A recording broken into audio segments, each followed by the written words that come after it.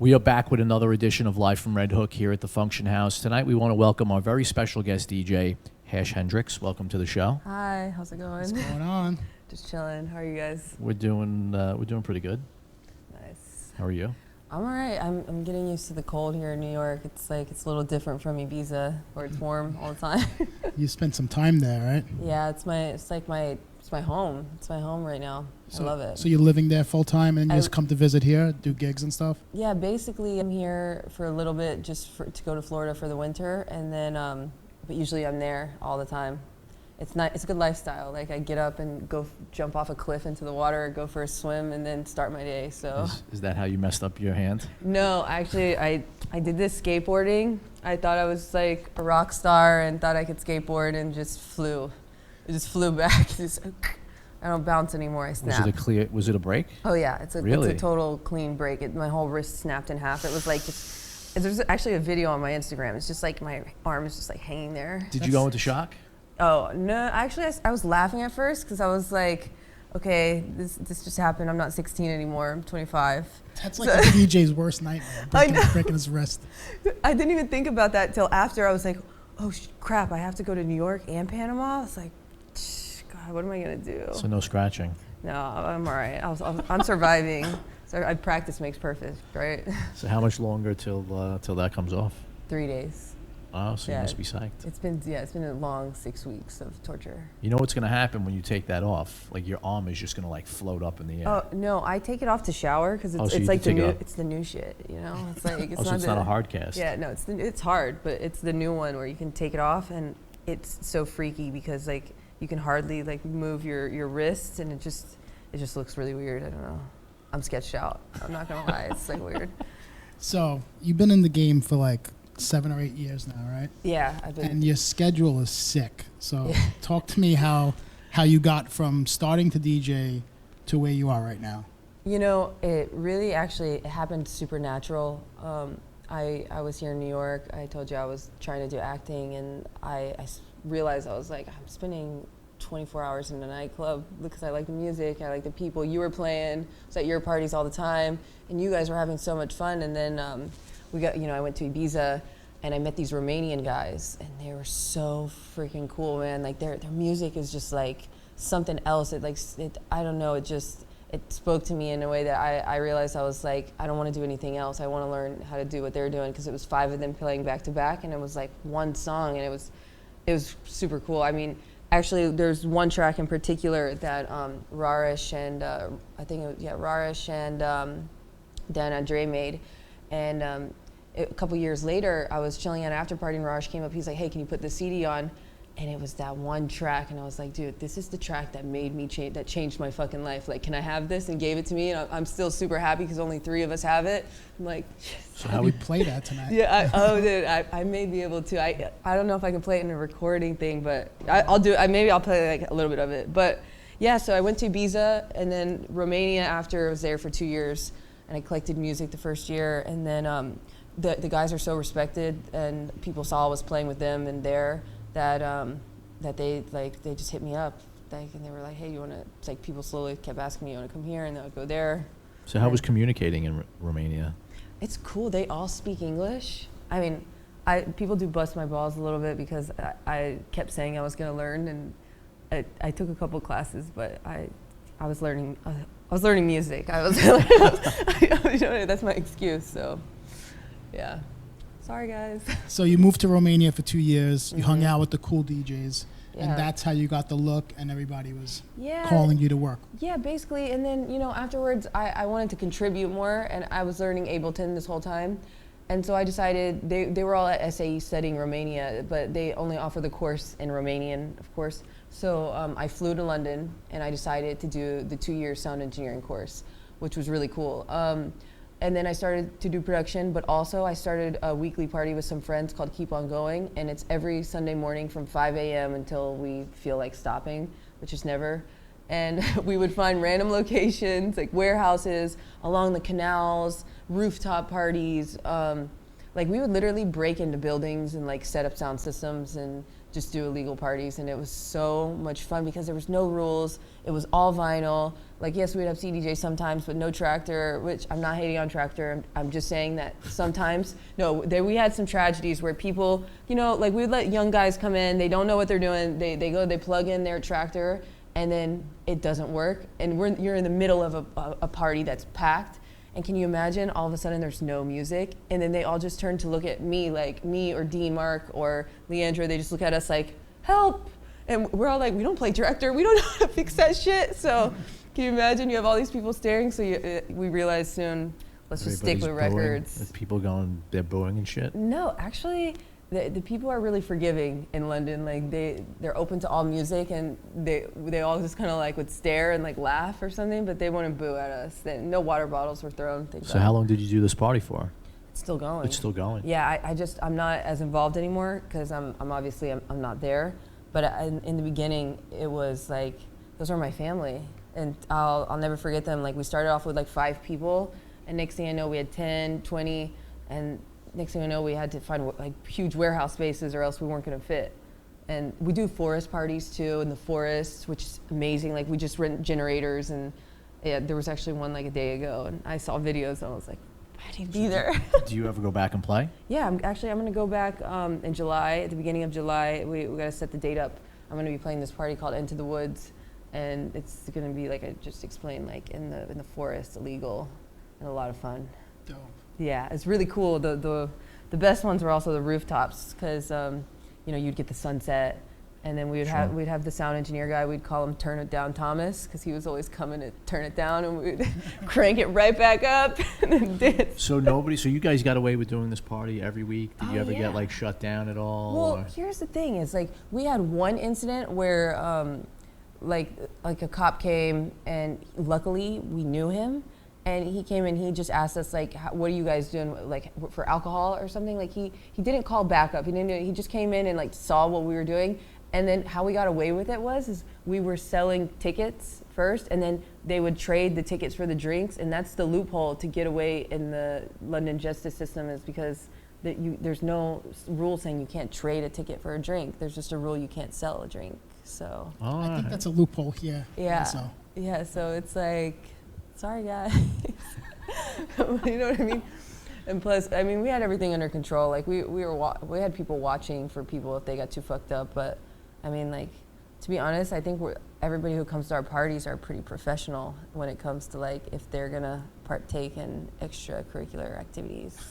So they know. What was the biggest turnout that you guys had at these parties?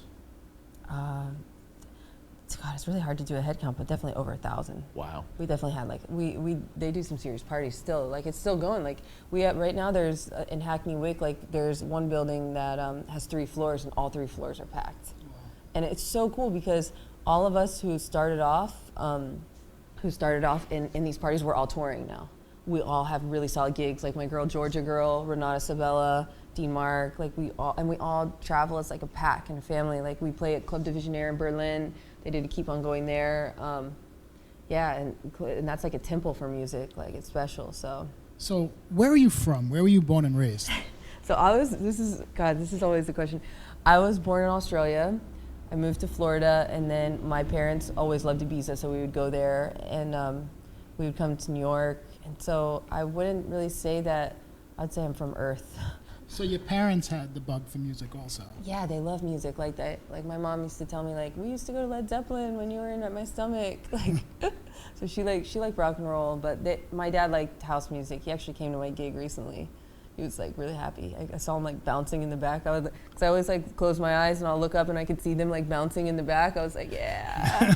and they stayed and they even went to the after party. And so I was really proud of them. I was like, you guys can keep on going. Did they still go back to Ibiza? Yeah, they're really cool. They're coming. I'm gonna play there June 3rd, and they're coming, and they're bringing my 16-year-old brother. So we're gonna sneak him in. We snuck him into space. We got him in space in Miami. He was jamming out. Yeah, he was surprised. He was like, whoa, this is like another world. He's like, there's hot girls in here. Start him young. I know, he was 16. happy. Yeah, he was 16. We snuck him right in. Does he have the DJ bug or no? Actually, I just taught him how to play records. Like, he's been practicing. I got him some turntables.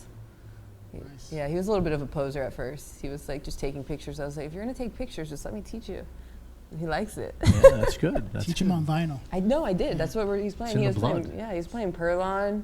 Perlon is a record label from Germany, from this guy called Zip, like Sammy D and stuff. And I was surprised. I was like, "You like Perlons?" And he was like, "Yeah, this is my favorite one." I was like, "All right, so you get some street cred now. Good job." So are you doing any production? Are you putting out music? Yeah, I had a release on Cadenza Lab, and I have something coming out soon on a label called Frames with my friend Pablo Marco, which is going to be cool.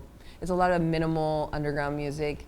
I've been working on some more vocally stuff, but to be honest, I really love like eyes closed, heads down music, because my favorite time to play is around like 5 in the morning. I love playing like big room parties, but there's something about those like 5 a.m. after hours where everyone's on the same level that keeps me like yeah, this is the shit, this is what I like, because no judgment. Yep. What's the longest set you've ever played? Oh man, we've done like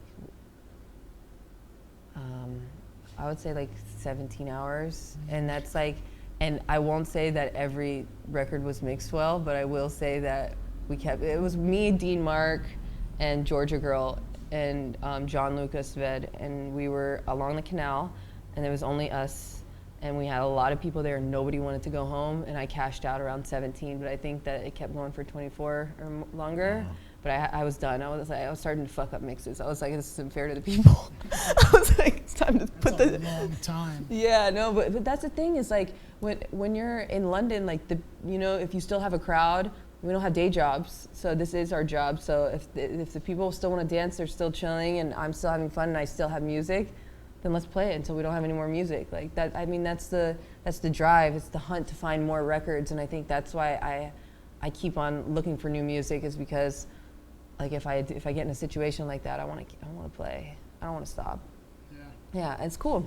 I like it. I like the power session. So New York gave you the bug. Off to Romania for 2 years. Yeah. You studied music in Romania. Mm-hmm. Then London. Started this party with your friends. Yeah, and then Luciano hit me up on Facebook, and he was like, I see what you're doing. Do you mind sending me a mix? And we had met before, we'd hung out a lot, and then I was like, all right, I'll send you a mix. Send him a mix, and then he wrote me back like the next day. He was like, do you want to make parties? It's like, yeah, I'll make parties with you guys. Like, why not? You guys are all amazing. I used to go to Luciano Vagabundos in Pasha, and then live in Miami. So for me, I was like, hell yeah, I'll make a fucking party with you, buddy.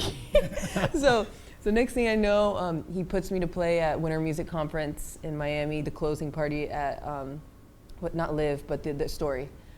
And I warmed up for him, and I was so nervous. But I was playing my records, and I was like, all right, I got this. And the people were jamming, so. Talk about a credibility stamp right there. Yeah, I know. That's amazing. I know, I was shocked. I was like, the first party you're gonna put me to play is Winter Music closing party? I was like, oh shit. I was practicing every day. I was like trying to find the right stuff, but it was cool. Good. I appreciate him. How'd the gig go? It was cool. Like, it was really nice. Like, and to this day, like, I meet people who are there, and they say stuff, and it's cool to hear that.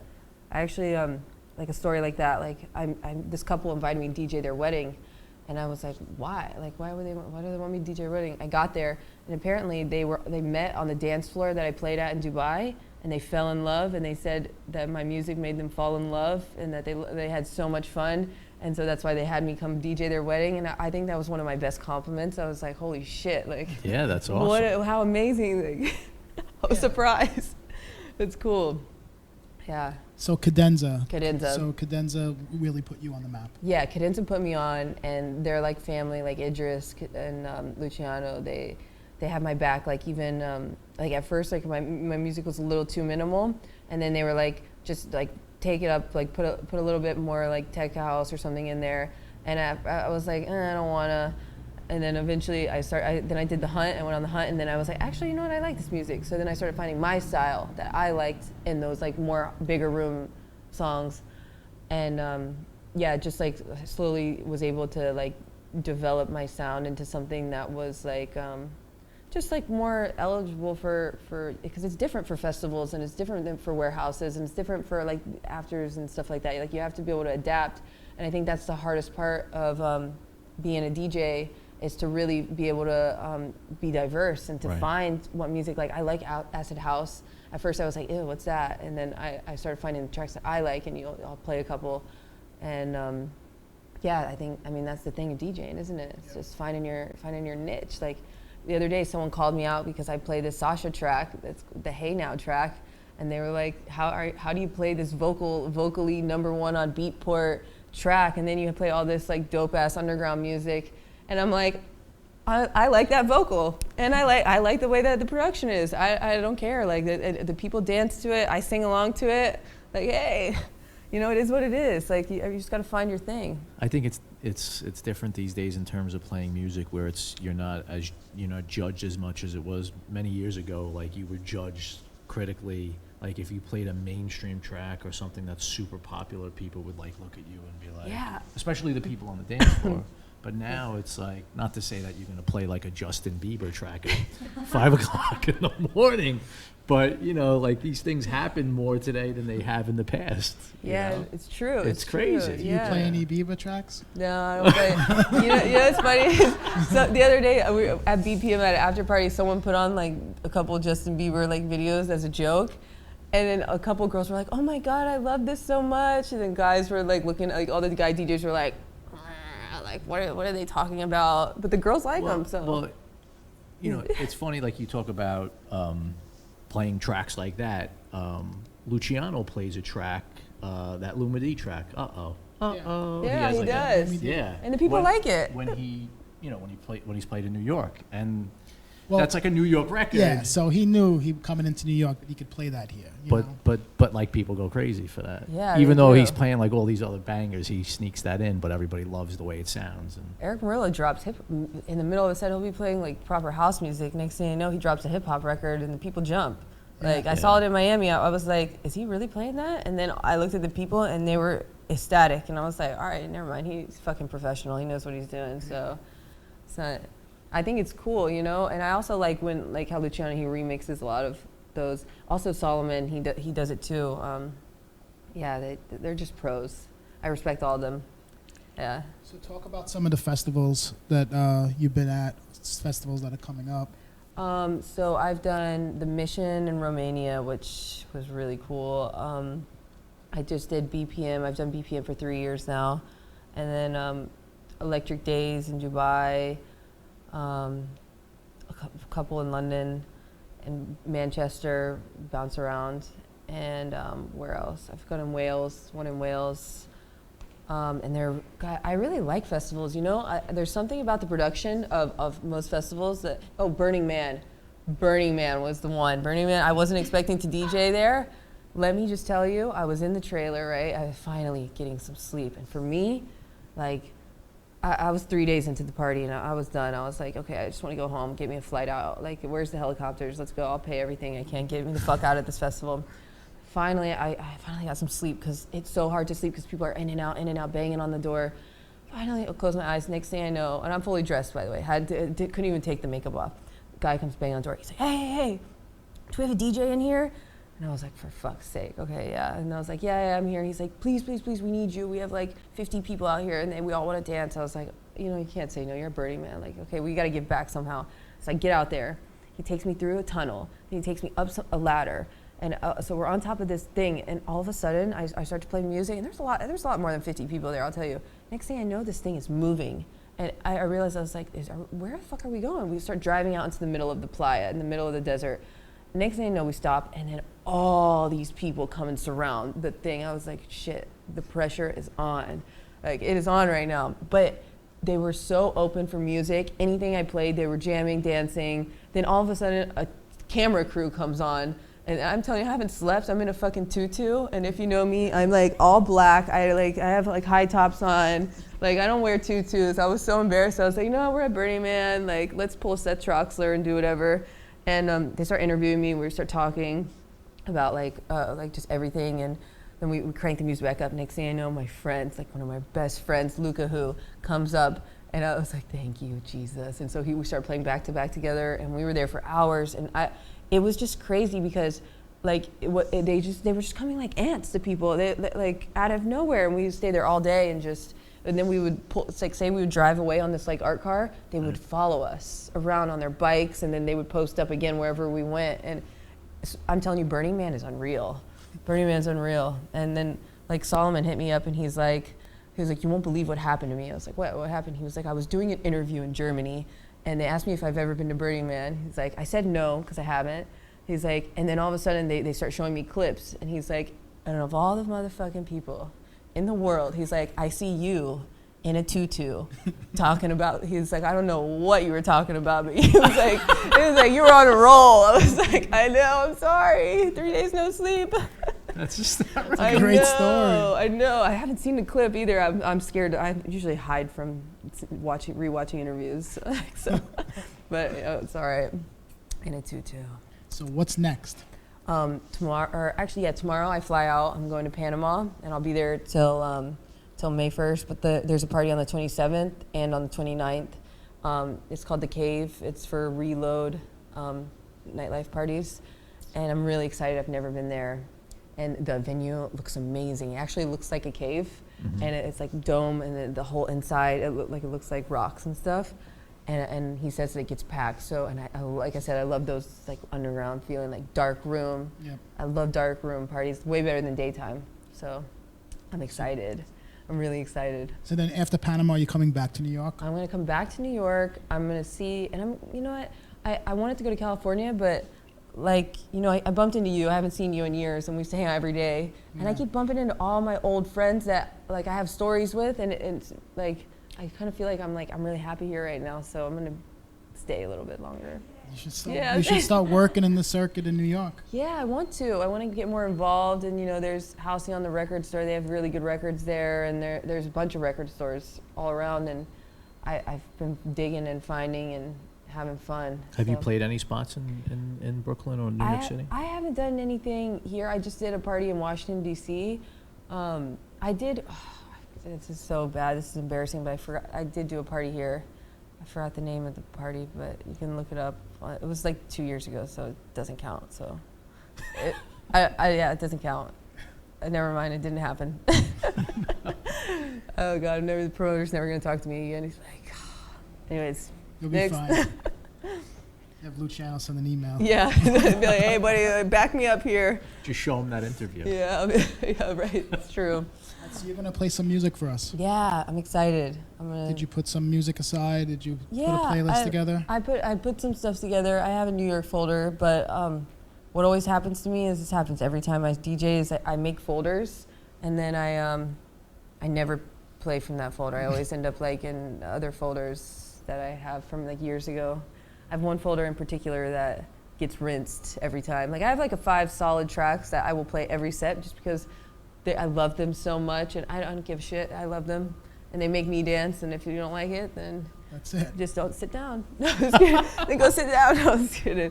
No, but they're good. I like music. No, so. But that could be like your trademark. Yeah, it's my sound. But yeah, I'll play some stuff I made. Like I have a couple unreleased tracks that I have that I'll play.